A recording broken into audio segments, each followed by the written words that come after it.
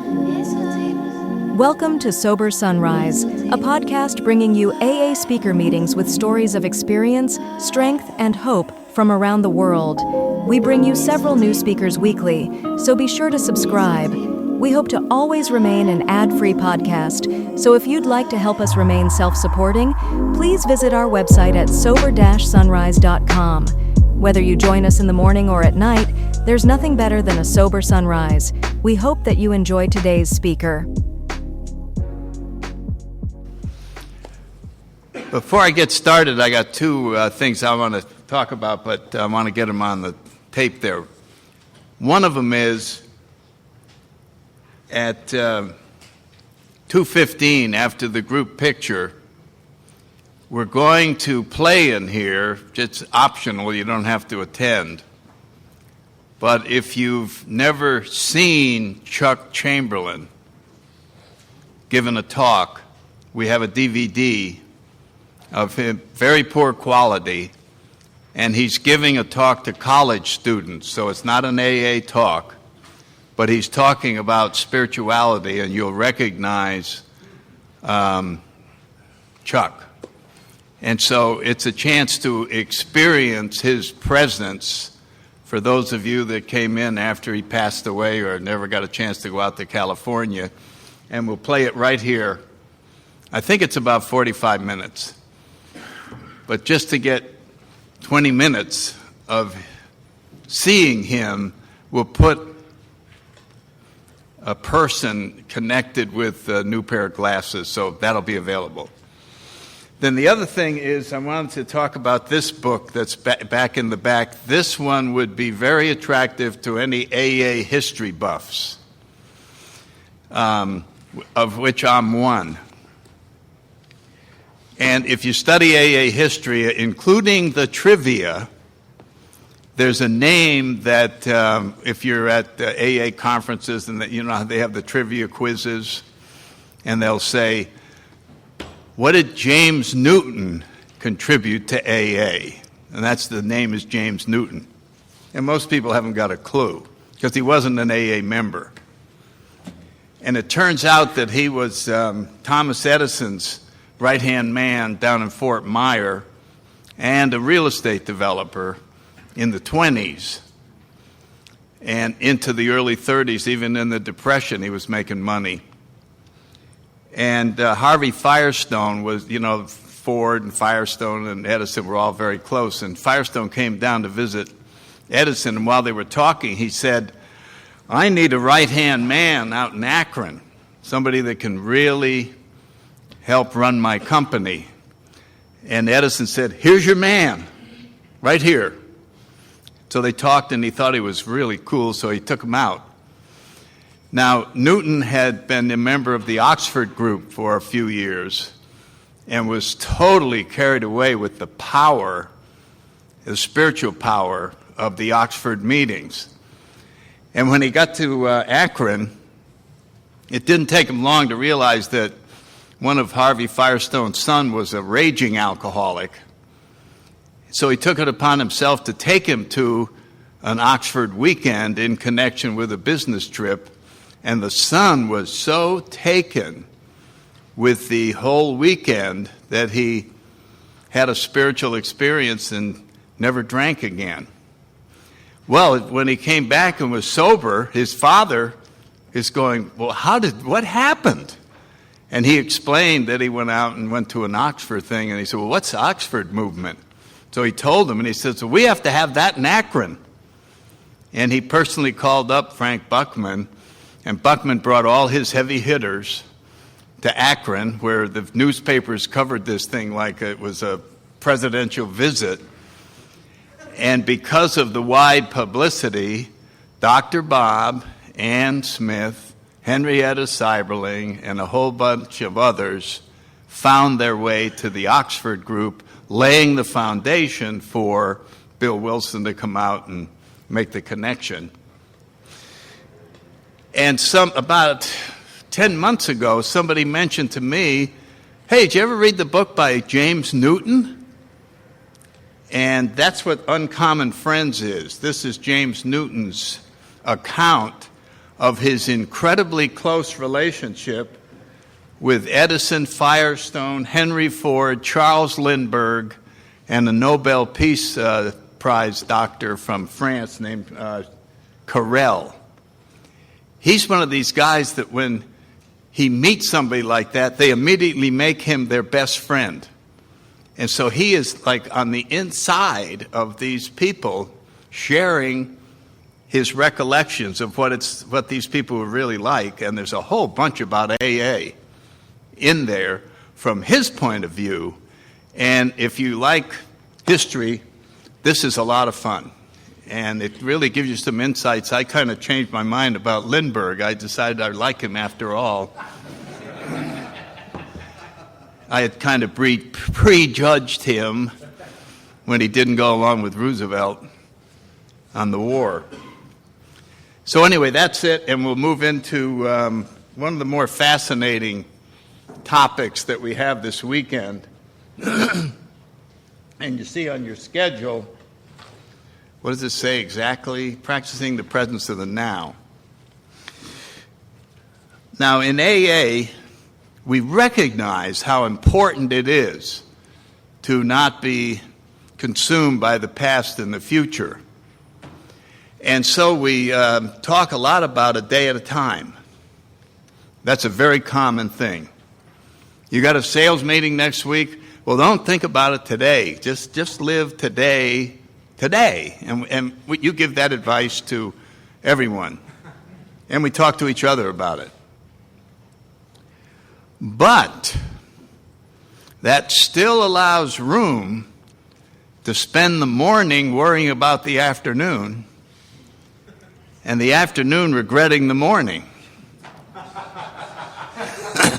So we took a monstrous step in the right direction by eliminating the last 10 years in addition to the morning and eliminating the next 10 years to worry about and bringing it down to just this afternoon. But it's still a heavy load to carry. Why don't we narrow it down all the way to the present moment? And I think everybody, I heard that and I said, right. And then the question comes, well, what is the present moment? And how in God's name could you give a talk for an hour and 15 minutes on the present moment? So if you were caught unprepared, you'd come up and you'd go, right now. You know what I'm talking about. In the present, right now. And then your talk would be over. Am I right? So keep going. Let's draw it out a little more. Like now. So it's not an easy subject. So I made up some stories and some ways of looking at it. And I actually made cards because I want to make sure it comes out right. And I started out with the ABCs at the end of chapter 5, or the end of what we read in chapter 5, the third one. God could and would if he were sought. And we all know that line. God could and would if he were sought. And we talked a lot about seeking here, becoming a seeker. And so if we were going to seek God, where do you go to find him? Where, do you go down by the water? Do you go in your bedroom? Do you go over there? Do you go over there? And there is a place where people throughout the ages have gone in order to find their higher power. And I wrote my thoughts on where this place is. And it goes like this: I dream of a place where all dreams end, a place where love, truth, and light were born, a place known as out of our literature, the land of the ages, God's kingdom, the ultimate reality, or the world of the Spirit, a place far away from us in distance and time, a place called right here, right now. I dream of someday awakening and returning to my land of origin, a land known as the now, the eternal present moment, God's only home. So that kind of narrows it down that if you're not in the present moment, you're never going to find God. You're just not going to find him anyplace else. If you are not there, the contact won't be made. Now, religion and science have both addressed the past and the future in great detail. I mean, science can take you back to, I think it's about 2 millionth of a second after the Big Bang, and take us all the way up through 11 billion years and tell us everything and what is going to happen and all these projections. But there's very little written about the present moment. It's almost like it doesn't exist. We're not going to study that because it doesn't really fit in. And the same thing with a lot of religions. They talk about the origin of divinity and what happened and what was taught. And they talk about what's going to happen, a lot about the future. And somewhere off in the future, this entire contact will be made, and there's all of these things. And once again, there isn't a tremendous focus on the present moment. Matter of fact, there's a lot of emphasis on the good that's going to happen to you. If you continue to pray, if you continue to do this, something wonderful will happen. Will happen. And as a result of that, we spend a lot of time anticipating those things that'll make us happy. And we can hardly wait to get there. And I think when we're little, we go, oh boy, pretty soon I'll be in school, like my grown-up sister. And then that'll be a good deal. And then we go there and go, this isn't a good deal. What the hell did I want this for? But when I get out of grammar school, look at those high school kids. They got cars. Well, when I get there, and then we get there and we're at the bottom of the heap again, we don't know what's going on. But when I get in college, I mean, you know the whole thing. And then I get out of college, I'll have a degree, man. I'll be important. And you start at the bottom of the workplace. But when I get promoted, boy, if I get her a job, boy, if I could ever get this girl to marry me, boy, if I could get this, if I could get that, if I could get that. And so there's a tendency to be just out of reach all the time. We're just about. And one thing that put us in the now was alcohol. We really discovered the present moment the second we drank. I got about 3 drinks down. I wasn't thinking about how good things could get. I was thinking about how good things are right now. It was wonderful. I just sat there, didn't want it to end. People would be going home to their wives. No, don't end this. Don't end this moment. So we got a glimpse of it, but now we're sober, we can't do that. We can't use alcohol to get there. And so I tried to come up with, how do you get there? And what would the program say about it if we took our steps and translated it into the present moment? And I came up with this. We do it the same way that we find out the truth about ourselves, by getting rid of everything that isn't the truth, by getting rid of all our defects and old ideas until there's nothing left but the truth about ourselves. So, following that model, the trick would be to get rid of everything that isn't the now. And then that's what would be left. If you think about it, we're going to have to get rid of time itself.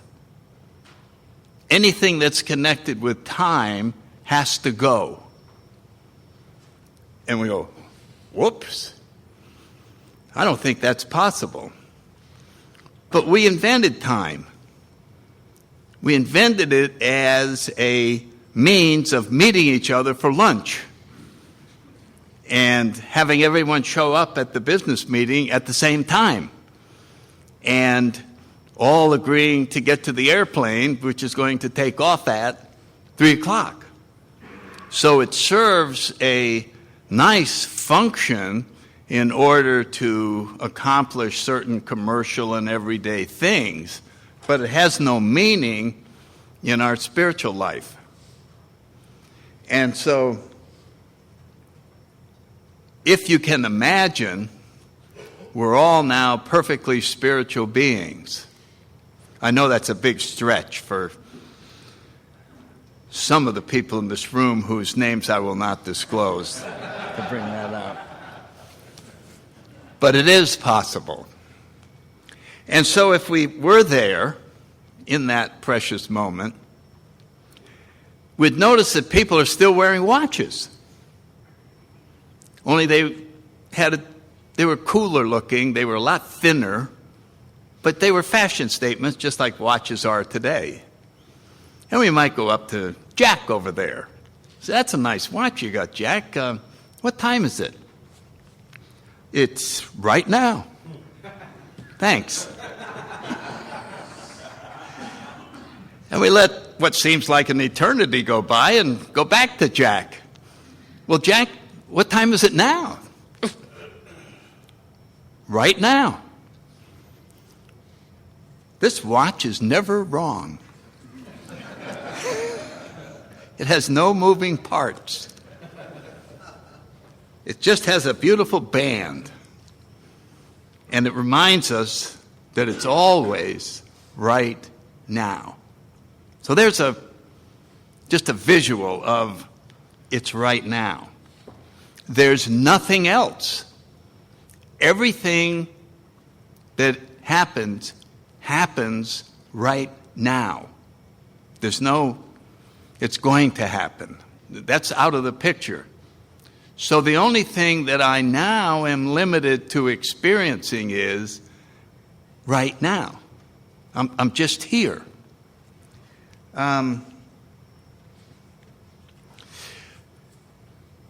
Eckhart Tolle is an author in the back who writes a lot about this. He wrote The Power of Now and the New Earth. And somebody gave me a CD of a lecture he gave in New York City. And he said he went out for a walk. And everybody's walking so fast that he had to increase his pace or be crushed on the sidewalk. If you've been in New York, you know how fast everybody was, but they're going, man, they're going. And he started watching what the hell everybody was in such a hurry for, and they were really going somewhere. And he finally figured out where they were going was to the next moment, because it was going to be better than this moment. And it captured the whole thing of our entire lives. I can hardly wait until. And when you're in such a hurry to get to something that's going to be better than it already is, you never take the time to see how it is. It may already be perfect, but we never stop long enough to go, well, how is it right now? Well, who cares? It's going to get better later. So we never really looked at it. We just concluded that it couldn't be as good as it's going to get. And with that mindset, we missed the whole show, and we could miss it all the way through life and go all the way up to the deathbed going, well, I hope it's better after you die, because I never found how good it actually was.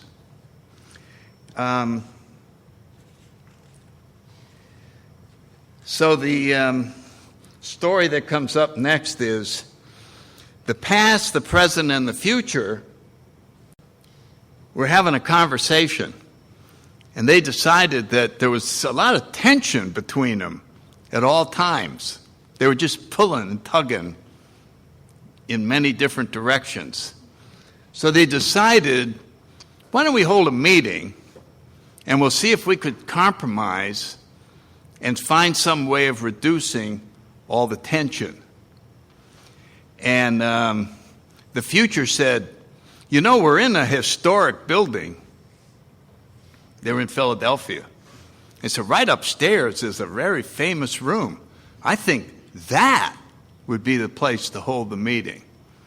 And they all agreed, boy, that is cool. That should be quite a meeting. So it was easy to discover the location or to agree upon the location of the meeting. Next came when the meeting is going to be held.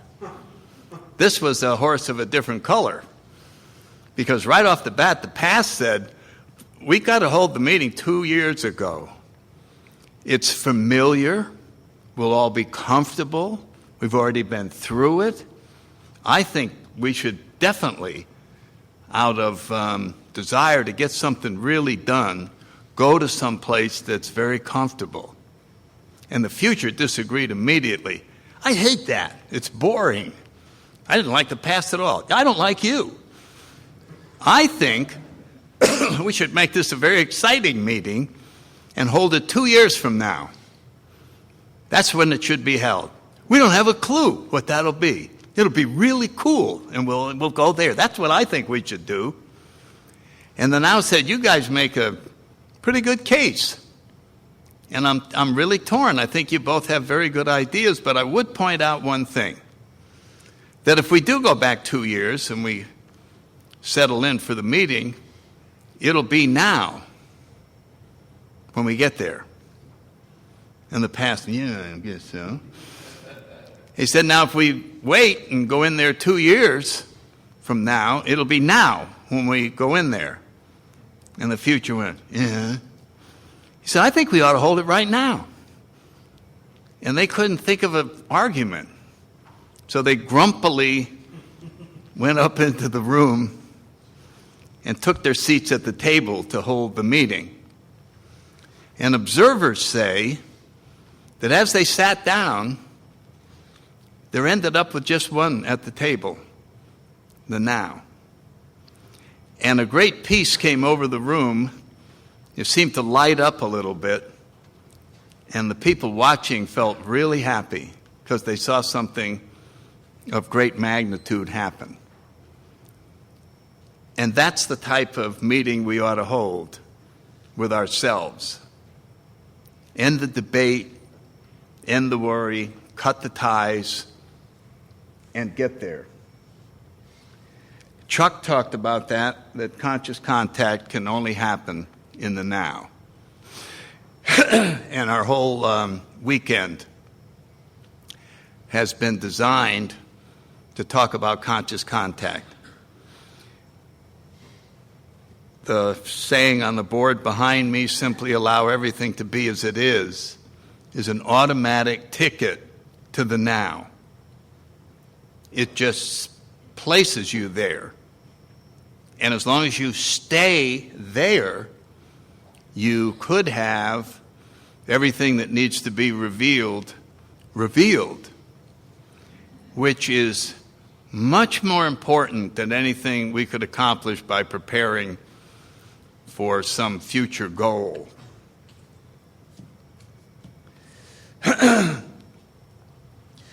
So in a way, when we work the steps and we get rid of our old ideas, in this instance, I'm going to give up everything that I've created And everything that I've created is my identity.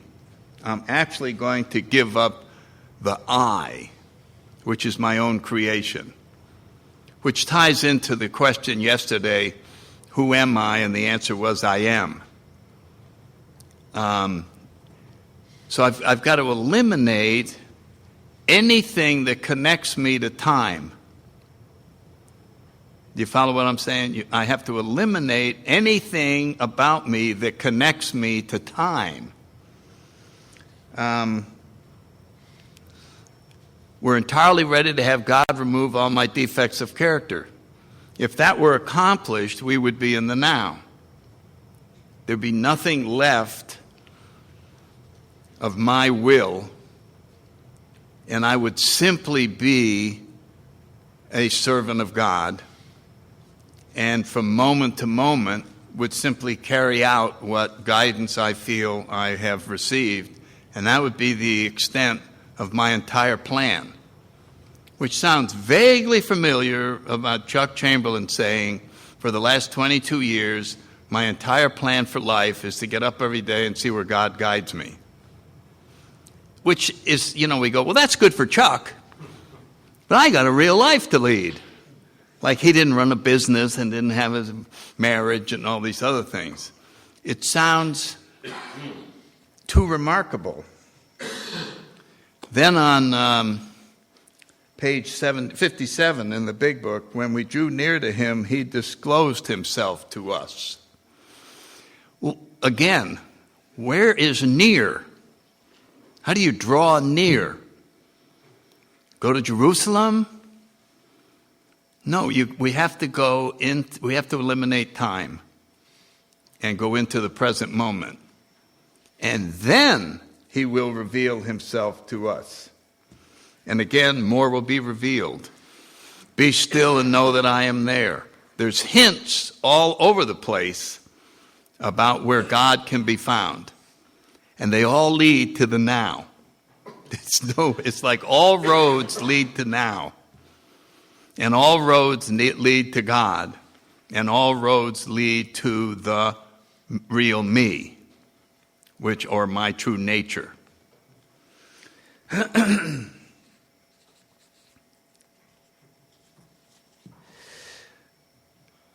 In the 12 and 12 and the 11th step, it said we may be granted a glimpse of the ultimate reality, God's kingdom. I've always liked that line. It's in the 11th step and the 12 and 12. We may be granted a glimpse of the ultimate reality, God's kingdom. That's a lot to put in an AA book, isn't it? You're going to be granted a glimpse of God's kingdom. And again, the kingdom is the present moment. That is the kingdom. There's nothing beyond that. That's it. It's to somehow get to that present moment. So I made up another story about I'm searching for God, and I'm trekking down a path, and all of a sudden there's a door in front of me, and the door is marked, the now. And I go, hey, doesn't get any better than this. So I go up to the door, and I knock on the door, and a voice said, who's there? And I go, Sandy Beach. Said, sorry, you can't come in. You have to figure out the mystery of the now. Come on back when you've got it figured out. Come on back when you think you understand the password to get into the now. So now I got to go back, and I got to talk, and I got to get some advice, and I got to get some wisdom. And somebody tells me the secret. And I went, wow, I knew that, and I forgot it. So I came back, and I knocked on the door, and they said, who's there? I said, the hole in the donut. This is a non-entity. I'm anonymous. Oh, come on in. I was allowed in because I had no identity. I was allowed in because there was no I left. There's no room for the I in there. And that's why my name is Joe and I'm an alcoholic is one of the passwords to get in there. That's who I am. Joe, the alcoholic. What is an alcoholic? What do we say? What do we really mean when we say, I'm an alcoholic? When you cut through it all, it says, I have a condition that unless I find God, I won't survive. My name is Joe and I'm too far away from God. I need to find God. That's what I'm an alcoholic means. We have a disease that only, from the chapter to the agnostic, a spiritual experience can conquer. So it's a tremendously humble statement to say, I'm anonymous. I'm a person who desperately needs God. Well, come on in. This is where God lives. And we only let people in who desperately need him and are willing to give up that other world in order to get here. Oddly enough, in churches, they would say, I'm a sinner. And the definition of the sinner is, I'm too far away from God. It has nothing to do with doing wrong things or this or that. It's a simple statement. I'm too far away from God and I need to get closer to God. So we're saying the same thing. But alcoholics like our version better. You notice how Bill shies away from sin. He sneaks it in the 12 and 12. Remember, he said, we don't like the word sin, but I'm sneaking it in anyway. Here's the 7 deadly sins. You remember that? And I go, okay, I'll concede that they're there. But I like having a disease better. And that's how we get everybody in here. We don't tell them they're sinners. We tell them they're sick. Oh, okay. I just don't want to be a sinner. You're not. You're sick. Okay, come on in. Well, what do you do about being sick? Same thing about being a sinner. Oh, I'm sorry. No, we have this thing that'll help you with your disease. Well, what is it? Finding God. Wow, it's what the minister told me over there. Yeah, but don't listen to him. We got it right here. So you can see it's really been packaged in a most remarkable way. And we talked about that earlier. The manner in which it's presented, what we've done, who presents it, somebody on the level playing field. All of this leads us to this door. And we finally come in and we're learn the password to get in. So how do we stay nothing? The only way you get in there is if you're nothing, the hole in the donut. I remember that in I think it's step 3 in the 12 and 12. If I turn my life over, remember he said you got to turn over everything, including not just alcohol. And then, as Bill writes a lot, if you notice how he writes that, he'll advance a point, and then he'll tell you the objection that you're going to have to that point. And so he goes, some fictitious voice goes, well, if I do that, I'll be the hole in the donut. You remember that? And as you study that, you realize the hole in the donut is a completely spiritual person. It's nothing. I have gone all the way from a big shot to a servant, which is the highest pay grade in Alcoholics Anonymous. Everybody arrives here a big shot, and if you win, you become nothing. You become so small you can go through a screen on a screen door, because you have nothing that you are grabbing onto that has to come in with you.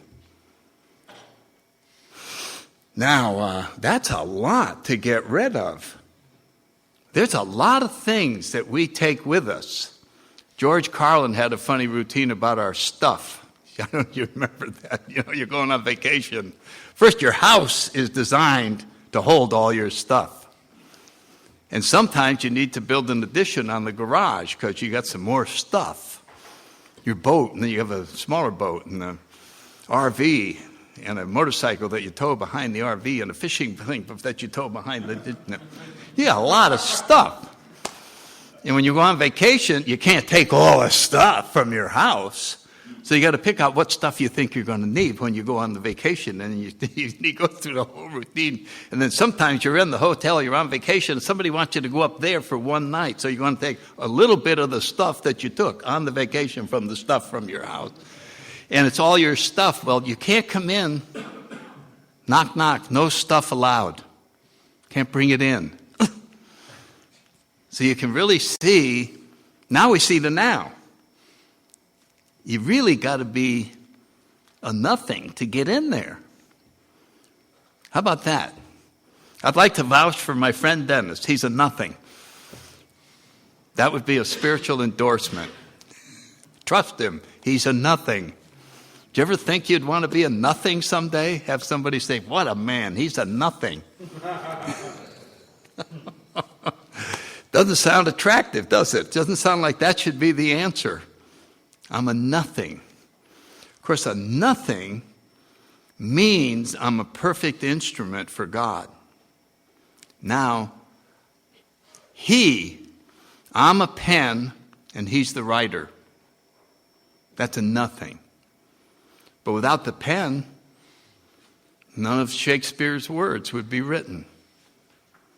So that pen is pretty important. Amazing. So I said, well, what can we design to get us into the now? We need a club. We need something powerful to get us there. Most people can't do it on their own. In the Catholic Church, they have orders. Priests that belong to different orders. And they specialize in taking a group somewhere.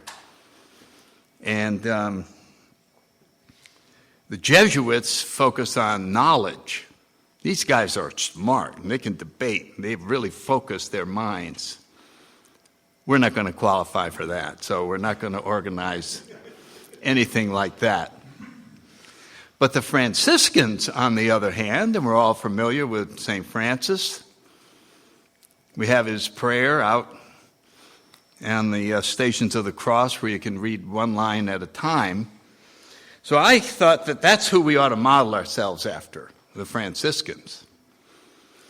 Now, St. Francis devoted his whole life to get rid of his ego. He got rid of all his material possessions. He just went around, and if he saw somebody that was cold, he gave them his clothes so that they could get warm. He was only concerned about other people. So he was obviously sacrificed, getting rid of, simply trying to devote his whole life into killing his ego. And I said to myself, I'm not going to be able to create one of those in AA where these guys have to get rid of all their stuff. So I came up with an order that we can form here in AA. And I called it the Wilsonian Order of the Present Moment, named after our co-founder. I thought there'd be a lot of guys, oh yeah. And, I'm telling you ahead of time, you get to keep all your stuff. Oh. So I see a few hands. Yeah. I'm going to wear a little pin. Wilsonian Order of the Present Moment. I'd like to join that. Now, just before you come in, I'm going to read you the pledge to get in to the Wilsonian Order of the Present Moment. And I want to see how many hands are still up when I get through, okay? Okay. You would raise your right hands, but we're not going to do that.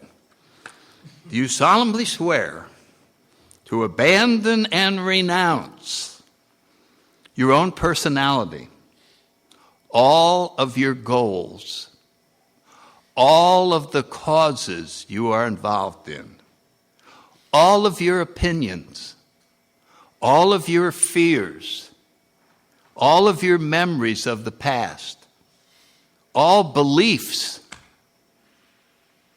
all hope, all power to choose, all faith, all resentments, all desire to know or understand, all plans for the future, you solemnly swear to let go absolutely.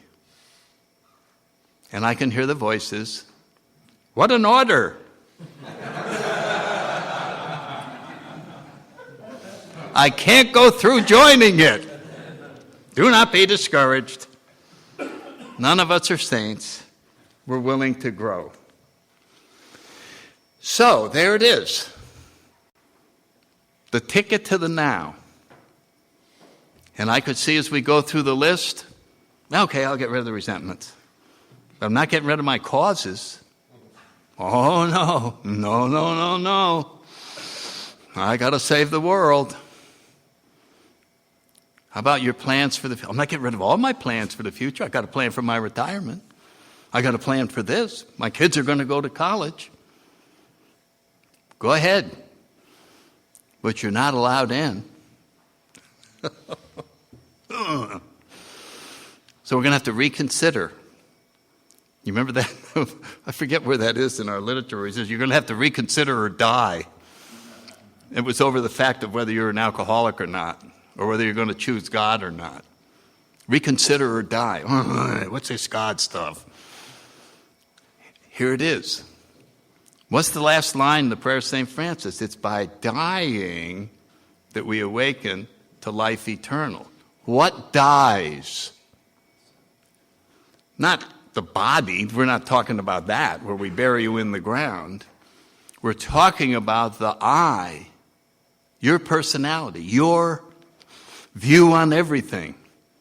What constitutes you in the world that you put together. Well, in my world, I'm a famous this, and in my world, and in my world, and my world. But my world sucks. That's what we finally agree. Wouldn't you like to go to God's world? Yes. Then get rid of yours, and you'll be there. It's no big mystery. It's the same as the sixth step. It's exactly the same.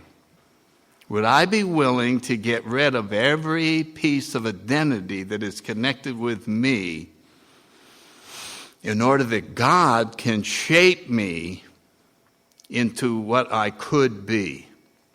Going back to that thing about when you're a kid, it's your life, you have to take care of it, and we should have been told it's not your life, it's God's life, turn it over to Him and let Him make something out of you. And so you see the parallel of our steps in the present moment work. It's almost an exact parallel that and its spirituality is very much like this. It's a paradox. If you want to get there, you have to eliminate everything that isn't it. And in this case, we have to eliminate time. And we end up in the eternal moment. And then I wrote some lines down that helped me understand this. And I'm not saying they'll all fit, but this one I really like. The question that is asked me is, do I believe in God? And my answer now is, no, I believe in letting go. What am I saying? I'm saying my belief in God is limiting me from letting go and finding God. I'm at the point, my belief got me to the point where I'm going to let go. I don't know who God is. I haven't got a clue what it is. So I'm now willing to jump off the platform of my beliefs and stick my hand out and see what grabs it. But I can't go there with my belief. I have to just go. I have to get rid of faith. I'm going to let go absolutely. There's no room for any of those things now. And it was astounding when I felt that. The power of letting go supersedes all hope, faith, beliefs, everything. They were holding me back. Isn't that funny that you would suddenly be abandoning your beliefs? It's as if they got you to the point where you let go. But you can't keep them with you. They're too restrictive. There's too much of me, what I believe is going to be. I've got too many things that I made up in my head. Then I saw a definition of faith. Faith is letting go. There's no other need for faith. It serves no other purpose whatsoever other than to allow us to let go. That takes a lot of faith to let go. I'm going to let go of everything in my world and see what's there. I have no idea what it is. I don't have a clue. And again, I found that different. The moment is the door of heaven. The present moment. And I covered this yesterday. There is only life. There is nobody who has a life. I'm simply part of life. And that's what Chuck was trying to say, is this conscious separation gives me the feeling that I exist by myself, and there's no such existence. The universe is life, and I'm part of it. As soon as I realize that, then I'm part of you. This whole room, we're all part of something bigger than us. Nobody is an individual here. We're all leaves on a tree. We're all leaves on a tree. A leaf doesn't have an identity of its own. Well, I'm tired of this tree. I think I'll go for a walk and go over there. He may make it up in his head. If we gave a leaf an ego, I did a whole routine on the elm trees in Connecticut. They were fine until we gave them an ego. And then these leaves were on the bottom limb, and they're looking around and they're going, wow, this is kind of cool. Look at this. And then they look up at the top and they go, those guys got a lot better view than we do. How the hell did I get down here? And they're a lot smaller than we are. We do a lot more work than they do. We process and we keep the tree alive. And we're down here. Look, a freaking bug ate a hole in me. I look like a piece of crap sitting down here. This really sucks. There's got to be something better than this freaking tree on the bottom limb. Birds shitting all over me. What the hell? This is really awful. What's that down on the ground? Shit. Dead leaves. Dead leaves. We're going to freaking die. We're on the bottom limb and we're going to freaking die. Let's stop photosynthesis process and bring this freaking tree to a halt.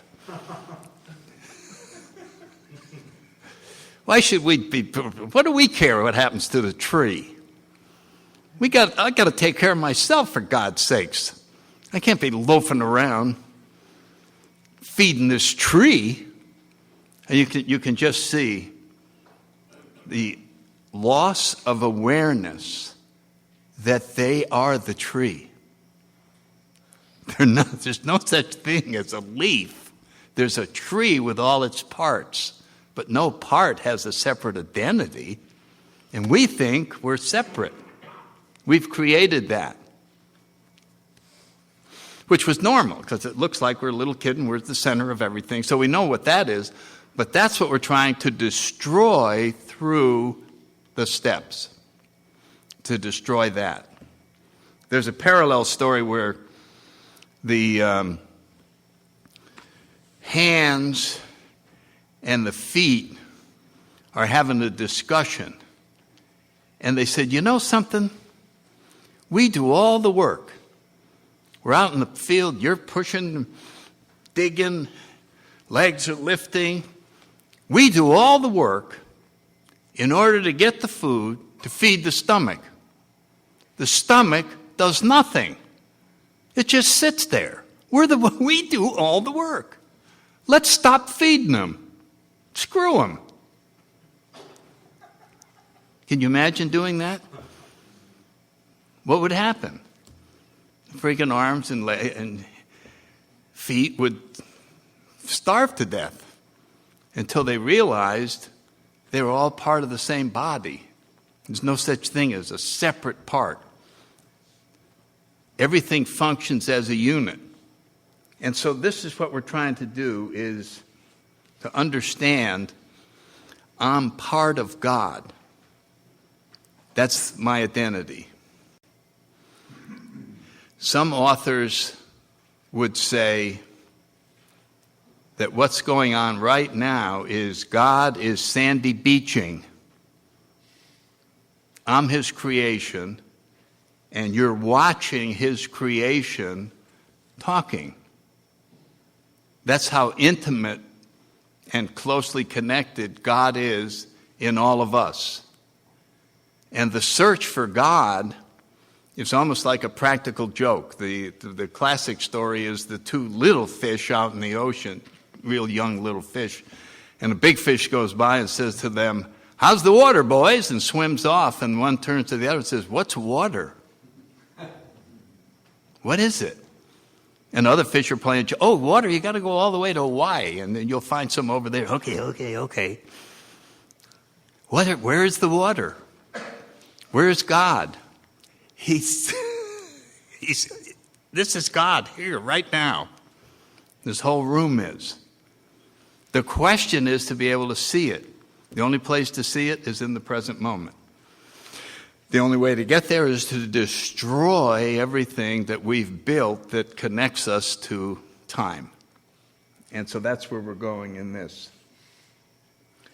Then as we get down to the home stretch, one author suggested this, and I really liked it.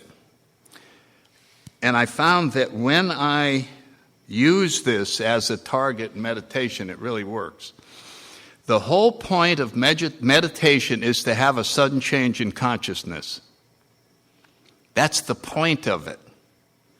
And so I just look forward to that. I look forward to sitting on a bench and just breathing until I see something different. In other words, it's as if I expect it. It isn't that I expect it because that's, the future, this or that. It's like I'm aware that that's exactly what will happen, that something will be revealed. And it always is. There's a sense of dropping burdens. I'll just feel something go away from me that I don't have to deal with anymore. It's gone. And so I've always liked that definition. Bill writes, something of great moment is apt to occur. I've always liked that. Something of great moment is apt to occur. I forget what we were doing when he wrote, or what he's writing about when he says that. And the great moment is the presence of God. In other words, the conscious contact actually happens. And when I think of a great moment, and this is the end of this, when we say something of great moment, what that means is, after that great moment, things are different and will be different from then on. The printing press. The second the printing press was invented, the world changed dramatically. It was never the same again. And the atomic bomb, the second it went off, that was a singular moment. People's peace of mind has been affected by that. Just didn't know that much power was there. A black hole, when they first found that, and they go, wow, freaking star was burning for 9 billion years, and it just went boom. And it imploded, and now light can't escape. It's the only thing that light can't get out of. Wow, I would say that would change the neighborhood. You know what I'm talking about? If our star just went, boom, man, things would be a little different. Singular moments, the Big Bang. That is they call that a singularity. So, if you eliminated time, which is what we're trying to talk about, the way you would refer to the universe is, instead of dividing it up into eons and 1 billion, 2 billion, 3 billion, 4 billion, we would simply say the Big Bang is still happening. We're part of it. We were there when it started, and it's still going on. We were part of that present moment, and we're still part of the expanding universe. That's a whole different way of looking at it. And so I started thinking about AA. Was there a Big Bang? Just for us to look at. And if you talk to people who've been around a while, there's probably 3 Big Bangs that would be submitted for consideration. One would be the Mayflower Hotel. There's plenty of people in AA that like that one. At that moment, AA was born. Other people might choose the kitchen table. When Ebby and Bill were sitting there, and something allowed Bill to change his mind about God. And the third one, the one I happen to like, was his spiritual experience in Towns Hospital. Because up until that singular moment, there was no hope for alcoholics anywhere, and hadn't been forever. Right up until that moment. And in that instant, everything was changed forever. In that instant was an awareness of God, an awareness that the obsession to drink had been lifted, and an absolute compulsion to make sure other alcoholics had the same awakening. All contained in a split second. And the compulsion, the desire to save every alcoholic in the world was so strong that it never wavered. And Bill went through a lot of bad times. Being evicted, couldn't raise money, every idea he had didn't work. And he could not stop. He just kept going. And eventually, the whole vision that he had came true. He actually saw one alcoholic passing to another alcoholic all around the world, all in a second. Boom. And so I like to think that that moment is still happening. And you and I are part of that moment. It's still going on inside of you right this second. So we're still present at December of 1934. We're still experiencing that now. And I think you can feel it. You can feel that spiritual energy flowing through everybody in this room as if it were 1934. And there's nothing we can do about stopping it, because no matter what happens to you, you will be unable to not help the next alcoholic. You will crawl out of bed. You will answer that phone when you don't want to. And you will pass this message, because that's the power of that moment. That's my best shot at the now, so let's wrap it up. Thank you.